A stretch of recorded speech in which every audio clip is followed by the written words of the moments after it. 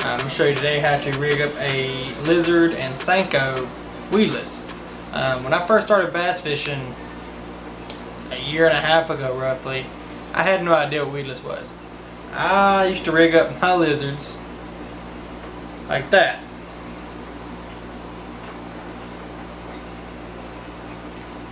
Now granted, that caught me fish, but you can imagine how much I got hung up and snagged and lost lures and even ripped these soft plastics, because I mean you gotta look, just take it and then just pull right out like that. It don't work all that well. It'll catch you fish, but you get hung up a lot. So the reason I'm shooting this video is I had no idea about the weedless setup until my cousin, I started fishing with him. So I'm gonna just show y'all real quick how to rig up a lizard weedless, and then I'll show you on the Senko, because Senko's a little easier to work with. So, lizard, straight out of the pack, never used. And I think this is a 3/0 wide gap worm hook. Alright, so what you do is I'll show you twice. I'll show you one right here, and then I'll zoom in and I'll use my GoPro to show you too. You just put right through here, make sure it's in the middle. You'll push through about that much, give or take, and then you'll pull it right out. You slide it all the way down. You twist the hook as you're kind of pushing on it, and it'll put that just like that. So then your hook is exposed like that. So what you do after that is you take him and you kind of look. You see that the hook bend will be about right there. So take the hook and you'll bend it right through here.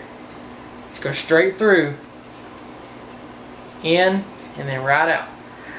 See? Makes your hook kind of visible there, and what you do after that is you just pull up. I'll try to do it like this. Pull up on your lizard, push down, and then just kind of let him go back to it, and it'll skin hook it. You gotta hold on to him. It'll skin hook it. Now right there, you drag through brush, gravel, hydrilla, whatever might be in the way. That helps you stay out of that so much easier. Unlike that, you run that through some hydrilla, you've pretty much lost your hook in your lizard. So I'll show you that one more time on the GoPro. Alright, so like I said, all you did this time is be a little bit easier to see. Go in right through here, about that much. You pull right through, and you go down, spin the hook, and push up. See, so it's like that. Then take it, see, about right here where the bend of this, look right here, the bend. Put it up here, okay, well, insert right there. So you push it all the way through. His leg, and like that. And all you do there is you grab his neck, pull up, and do that skin hook. And there you have it again. Fairly simple, but you know, I mean, I didn't know this when I was started out, so I lost a lot of lures because of that. But there you go. That's how you do it on that one. So now I'm going to show you how to do that on a Senko. Gotcha. Same hook, exact same hook I use for the lizard.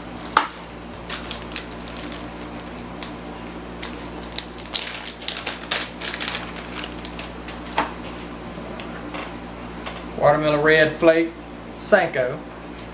And these are kind of easier depending on what you get. This brand is Yum.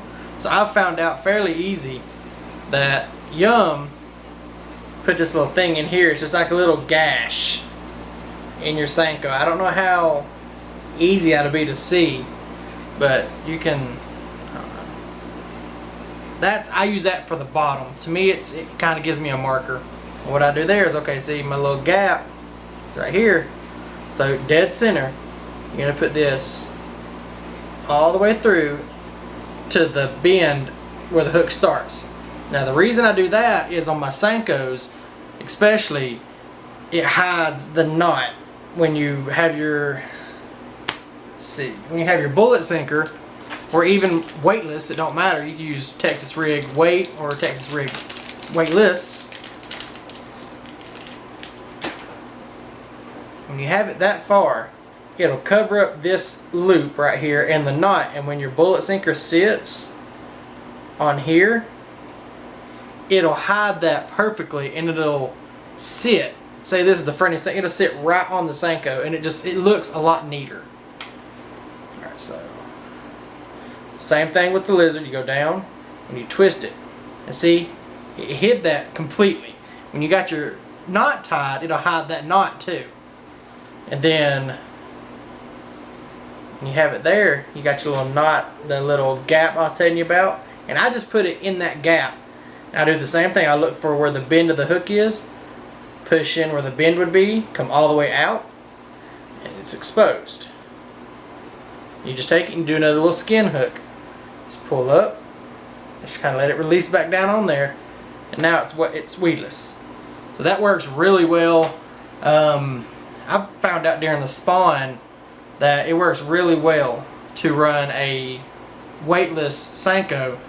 I have great luck with the lizard as well, but or even something as simple as like a ribbon tail. Ribbon tails work great, and I've had to take ribbon tails and cut them about halfway and put it where the part of the ribbon is close to the hook, and that it's caught me a couple bass, because when they're spawning, they're trying to get away from it, they'll just grab the tail. Most of the time they'll grab that tail and they'll just pull it away, and you got to re-throw it out. So you put the hook closer to the tail and cut off some of this, it gives them less room to grab, so they grab the hook, and that's when you can get pretty decent bed bass. I've done that before too. I'm going to show you real quick what I was talking about with the ribbon tails. When you got this hook and it's not real big bass, say it's, you know, right there, they got all this room to work with. So what I had to do is make it where my hook will sit right here on the fat of that back of the ribbon tail. So you got to look at it. If it's right here, just roughly say there, you have all this that, you know, you need to cut off. So I just look at the little rings, and it's close to that one. Let's see, it's close to that one. Yeah. So I'll just pinch it off right there.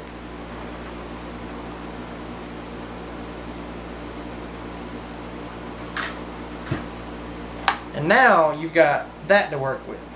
But just like the Senko, if you use a Texas Rig with a weight, that sits right there, and it looks no different. It's just it's like a little grub. So let me show you what that looks like.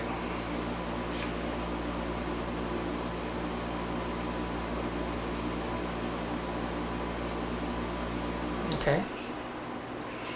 Through that little part. Out the big, and that. I've caught fish with baits just like this that are sitting there on their bed. They're not really hungry, they're just kind of protecting it, and this gives them less room to kind of hit and carry it away, so you can hit here and just set the hook like you would if the bass are just hitting your normal bait. But I hope you liked that little how-to video. If you liked that video, I could do more. Just give me suggestions of what I should do next. Like I said, for somebody just starting out, that's a pretty good tip, because I had no idea. Even though to a lot of people it would be common sense, but all I'd ever known was hook and weight. So bass fishing was new to me, and it's got to be new to somebody somewhere. So if you like that video, leave us a like. Subscribe if you want to see more. We'll see you in the next video, guys. Thanks for watching.